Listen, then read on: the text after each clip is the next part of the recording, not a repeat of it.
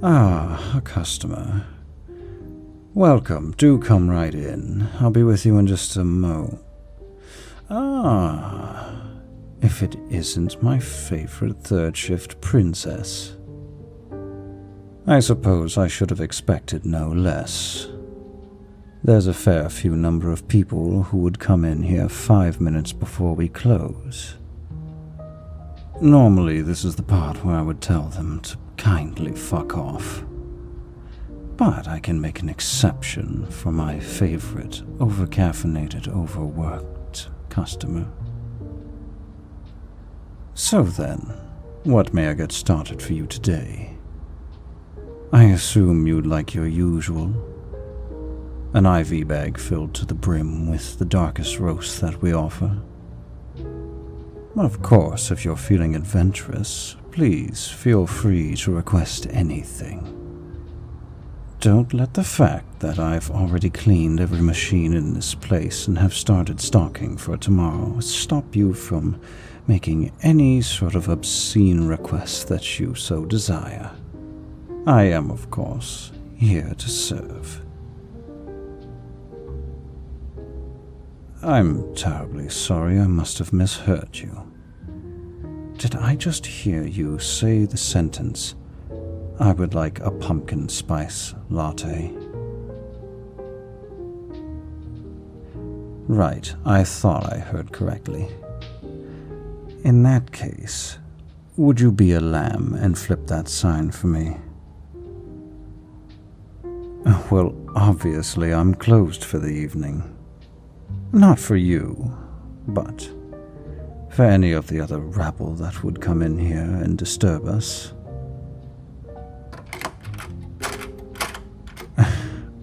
Making a big deal of nothing. My darling, you have been coming to this coffee shop for years.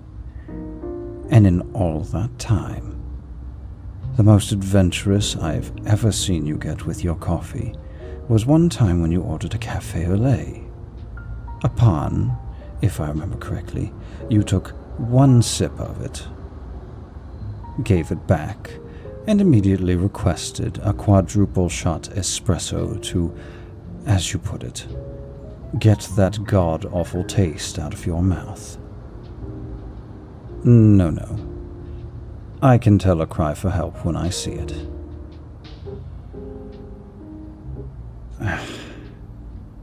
Fine. I'll get you your pumpkin spice latte.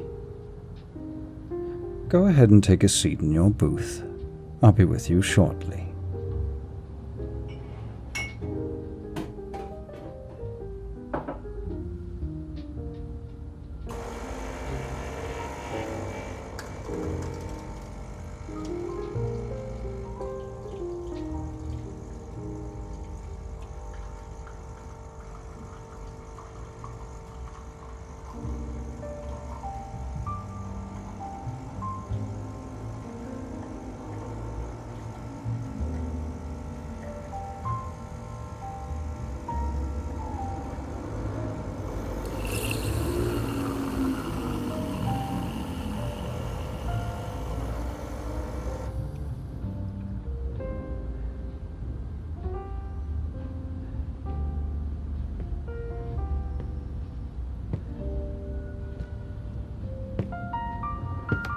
All right.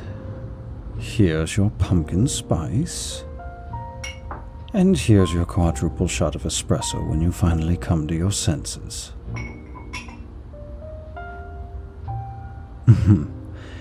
Astute as always. Yes, there is in fact 2 pumpkin spice lattes on this table right now.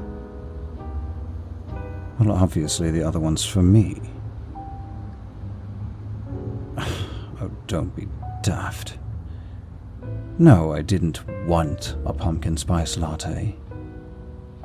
No. No, this is a sign of solidarity. One should not have to march to the gates of basic bitch hell alone.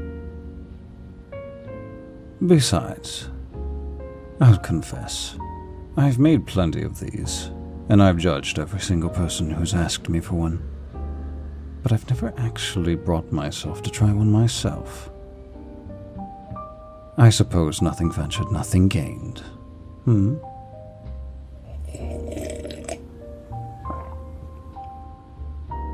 God damn it, that's actually really good. Oh, please. Do keep teasing me to your heart's content. That's perfectly fine. I'm not bothered by it at all. You are absolutely teasing me. Well, because you currently have a smirk stretching from ear to ear on your face. It's rather annoying, actually. Really makes me want to kiss you, kick you. Anyways, we're getting sidetracked. You were supposed to be telling me what's going on with you. And this desperate cry for help in the form of fake pumpkin flavoring and far too much nutmeg.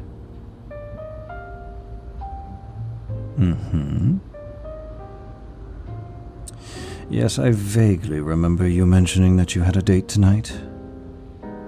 Do forgive me if I didn't mark that in my calendar. I will confess, if it was with that last young man that you brought in, he wasn't impressive, and I have to admit, I didn't expect him to be around for very long. In fact, he actually stuck around probably twice as long as I thought he would. No, my third shift princess, that's not a slight against you. That's a slight against him. He was... how do I put it? Thoroughly unimpressive. Shall I take it then that the date did not go well? Ah, I see. You didn't even get to the date. Okay, I'm with you so far. What happened?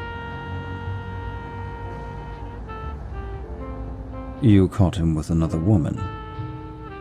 Really?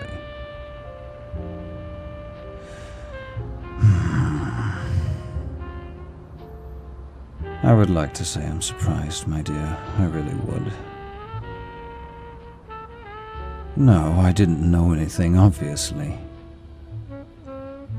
Let's just say that men are a lot more perceptive to the actions of other men. We're positively clueless when it comes to women. But other men, we know what goes on in their heads, our heads. We also know exactly when someone is using which head. Oh, sweet summer child. How do I put this without crushing your innocence? You see, each man is born with two heads, one up top and one down below. And unfortunately, the human body only contains enough blood for them to run one at a time. Do you catch my meaning now? Good. So, what did you do? You broke up with him over the phone. While I can see the sensible side of this, I will confess I was really hoping that you would tell me that you went over there and confronted him. Lots of drama and shouting and possibly a kick to the groin, who knows.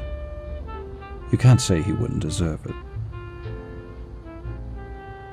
Well, I'm sorry that your evening got ruined. Although I suppose if I'm allowed to be a little bit selfish, I can say that I'm very flattered that when something went horribly wrong with your evening, the first place you thought to come was here. That's part of it, yes. You are my favorite customer. I've never lied about that. And I haven't exactly made it subtle.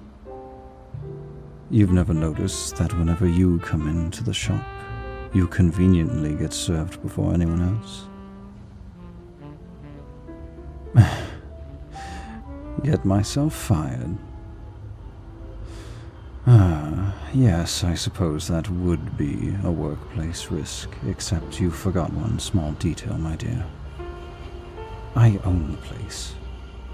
I can serve whoever the hell I want in whatever order I want. And if people don't like it, they're more than welcome to get that burnt swill from the Starbucks down the road. Besides, I say this with all sincerity.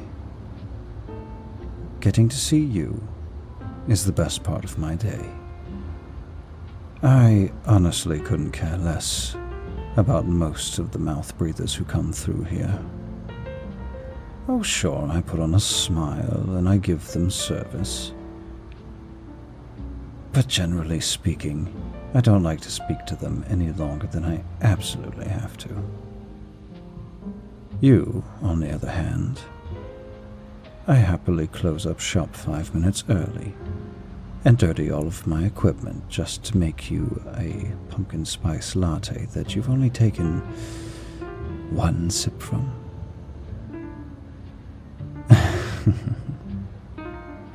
That would be why I brought you the other one.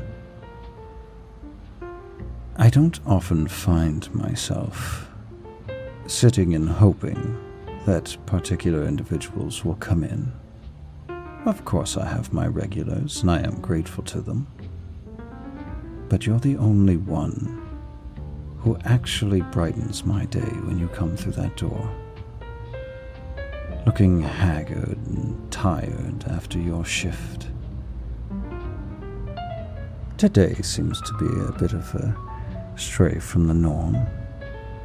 I suppose you dolled yourself up to go on that date, but if I'm being perfectly honest, I much prefer you whenever you come in here, your hair a mess, probably put up in a haphazard, half-hearted bun, if anything at all.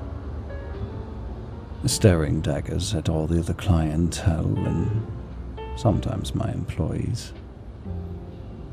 And then you come to the counter and you order your coffee in that voice that very clearly states, I'm saying polite things, but I will literally kill you if you don't get caffeine into me within the next 5 minutes. And I'm more than happy to be the person who supplies you with said caffeine. Flirting. I suppose I am, yes. Well, you came in here looking down. Not for the usual reasons of you being tired or you being overworked, but genuinely disappointed. And I didn't like it. Because while I was just singing your praises on how I like you best when you're looking an absolute wreck, that also wasn't entirely true. You do pull off the tired, haggard, overworked individual look quite well. But when you take that first sip of coffee, and I see you smile, that real smile, well, to say you look beautiful doesn't do it justice. Yes, that smile right there. That's what I wanted to see. That's the you that looks the most beautiful. Look, I can't tell you exactly what to do with your situation with that other man. But I can say that he doesn't deserve you. He doesn't deserve to see that smile. I don't know if I do, but I know for certain someone deserves to see that smile every morning. And you'll find that person. And who knows? Maybe you already have. I guess time will tell.